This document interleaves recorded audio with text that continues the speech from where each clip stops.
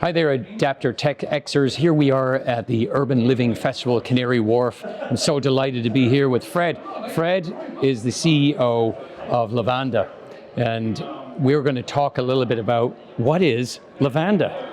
Thank you. Thanks for having me on. It's great to be here. It's great to be here. It's a beautiful day. Indeed. So let me tell you a bit about Lavanda. So we are a property management system for flexible rentals.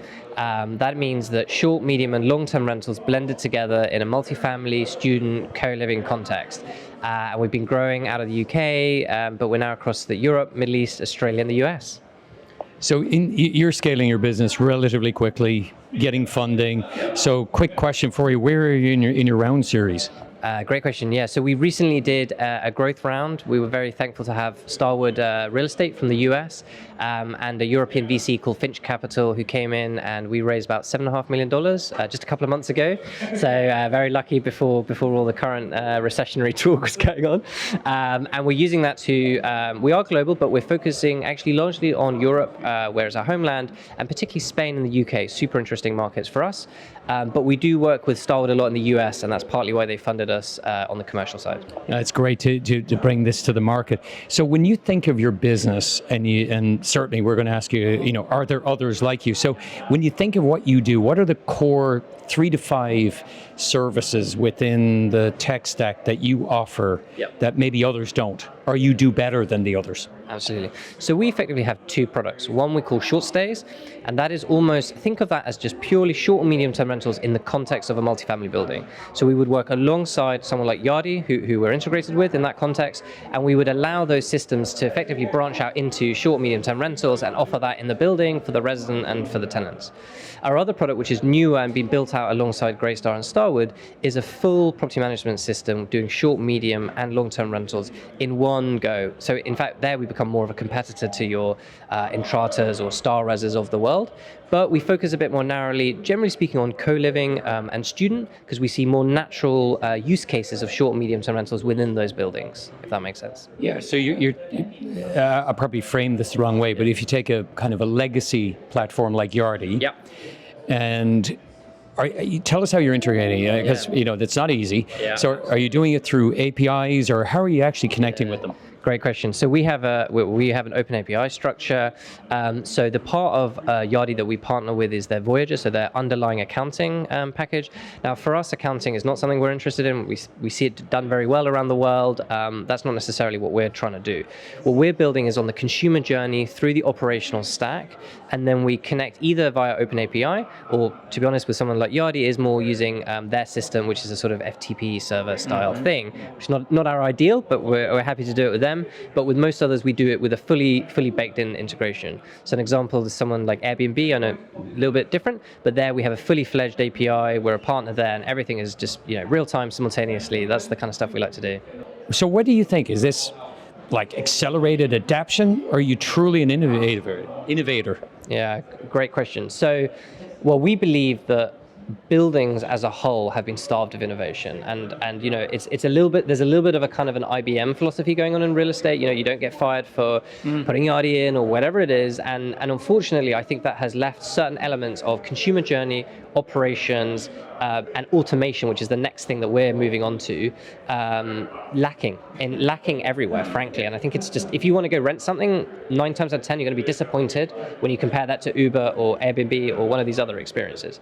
So right now we're very focused on the distribution and consumer journey part of that pie, and that's basically, let's be honest, it's revenue. That's really what it matters. I mean, when it comes to the real estate consumer, customer experience, yes, but it's revenue.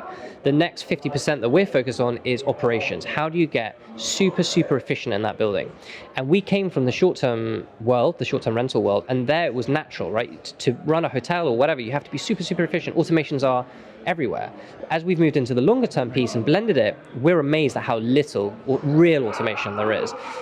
So when you can start to... Come on, you're not amazed at that. That's what you're solving for. Come on, we're amazed at. Really? Well, I'm surprised somebody else hasn't done it better. Let's put it like that.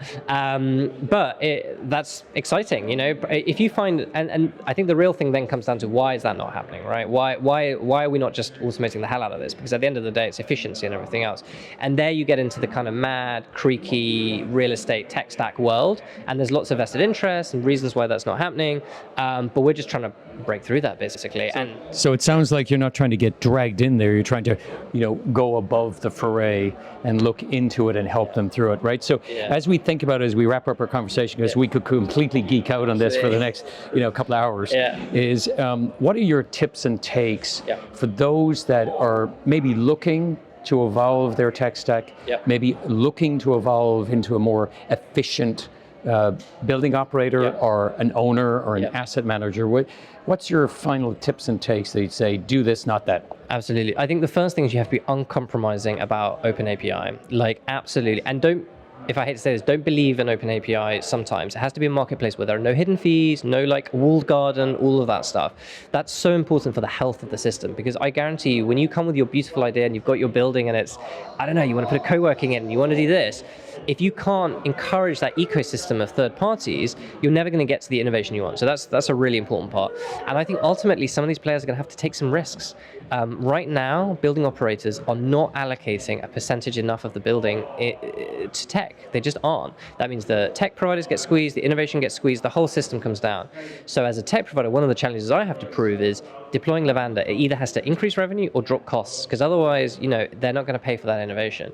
And that's maybe more of a problem for the real estate community, or the prop tech community, I should say. But I think asking prop tech to deliver one of those things is absolutely crucial in order to fund that growth and then get a healthy ecosystem. Because I don't think prop tech is hugely healthy right now, and I think it needs that infusion of capital and blood and ultimately scale. And the last thing I'd say is take a gamble on some of these things. Like, people are so incredibly conservative about the tech stack, but if you want to build something interesting and innovative where people are going to stay, you're going to have to pick some providers who are new, or you're going to have to pick some that haven't been around for 40 years. Otherwise, you're never really going to make anything different. So yeah, those are a few tips and tops there. Well, we're going to sum up here. At the end of the day, it's take a risk. The second thing is, let's not be afraid of actually testing the edges. And, in tech, I learned a long time ago to accept the fact that when you walk into a room and say, I don't know, help me out, understand it, maybe you need to reach out to teams and other businesses that have insight. And amazingly, you said, let's get real and actually have a measurement tool that says we're going to have a return on this relationship. And that could be both ways. So I agree with you. Prop tech is at its infancy. It's widely defined. And so stay with us. There'll be a lot more on Adapters TechX about this very subject. And again, thanks for watching here from Urban Living Festival, Canary Wharf.